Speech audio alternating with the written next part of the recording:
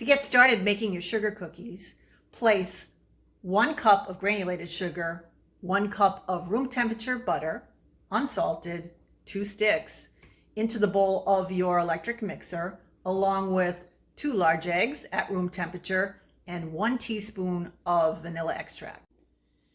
In another bowl, whisk together 3 1/4 cups of all-purpose flour with a 1/2 teaspoon of baking powder, a 1/2 teaspoon of baking soda, and a 1/2 teaspoon of salt, and set that aside. Beat the butter and egg mixture together until it's light and creamy for about 2 minutes. Make sure that you scrape down the sides of your bowl periodically so all of the yummy ingredients get incorporated. Now that the butter and sugar mixture is well blended, I'm going to add the dry mixture of the flour, the baking soda, baking powder, salt, a little bit at a time.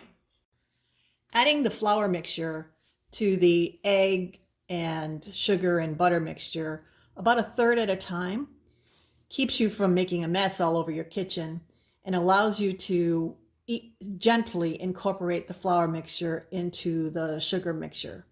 You'll see that it's all ready when the batter comes together. Once your batter comes together, you're ready to divide it into 2 parts and put it in the refrigerator to chill. To do that, just scoop about half of the batter onto 2 pieces of plastic wrap. I have them laid out on my countertop. Now this doesn't have to be exact. You're just dividing your batter because we want it to chill evenly while we put it into the refrigerator. Now the chilling part is important, so don't skip it. But you don't want to chill your batter too long because if you do so, it will be too hard to work with. So about 30 minutes is just about right. The batter is sticky.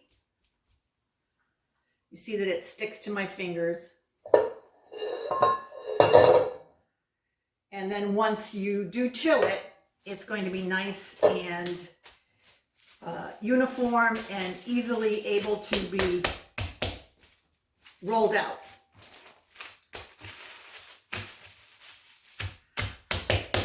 Flatten it out so that it's about the same thickness. Chill for 30 minutes, and while that's chilling, preheat your oven to 400 degrees Fahrenheit.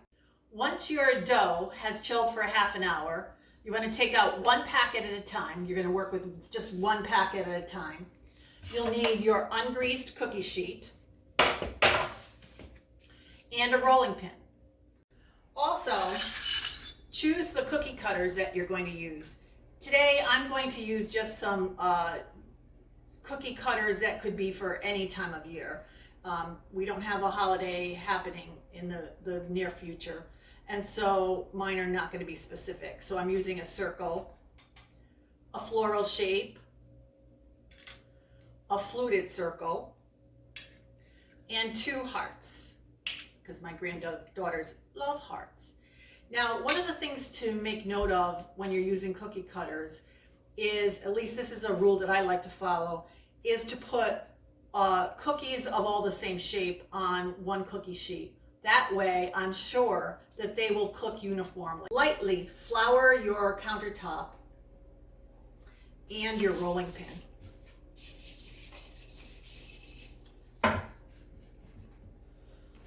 I also like to just lightly flour both the top and the bottom of my cookie dough.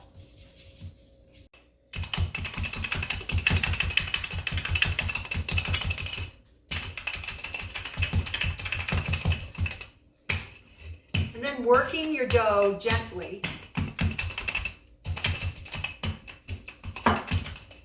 roll it out to a uniform thickness of about 1/4 of an inch.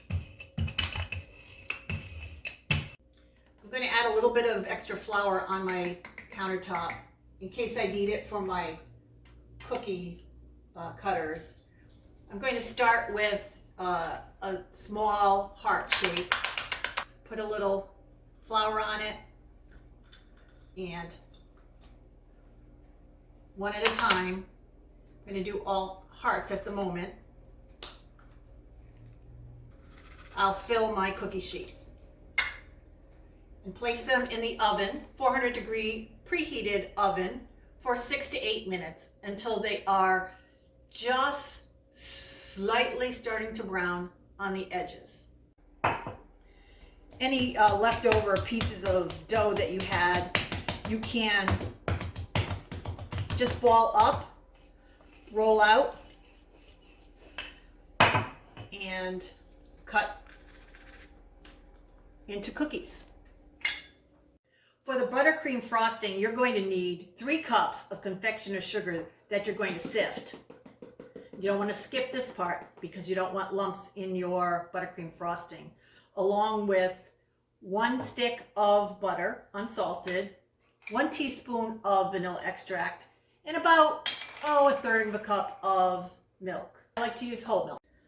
To make the delicious buttercream frosting for these cookies, we're going to use our electric mixer, and we're going to beat the butter until light and fluffy. Then add the confectioner's sugar alternately with the milk, about 1/3 of each on each addition. Now you may not use all of the milk. You want this to be a firm buttercream. Add the vanilla extract and then beat until you think you have a nice creamy consistency. Perfect. When the buttercream is ready, it'll be light and fluffy and it will hold its shape on your spatula. Today, I'm going to just use white buttercream on my cookies because we're not decorating for any specific holiday, but you can color your frosting for whatever holiday you might be making these cookies for. I like to just swirl it on. I'm going to use a few little sprinkles just for decorative purposes. We have a plate to capture the extra sprinkles. Now as the cookies sit, the buttercream will harden. And if you wanted to freeze these, you would place them on a cookie sheet into your freezer and let them harden up individually. And then you can stack them for longer term storage. This recipe for buttercream frosted sugar cookies made 36 cookies. You can get the full recipe on the Just One Donna blog. The link will be in the details of this video. Delicious buttercream frosted sugar cookies are perfect treats any time of year, for holidays or just for weeknight treats. Enjoy buttercream frosted sugar cookies whenever you desire.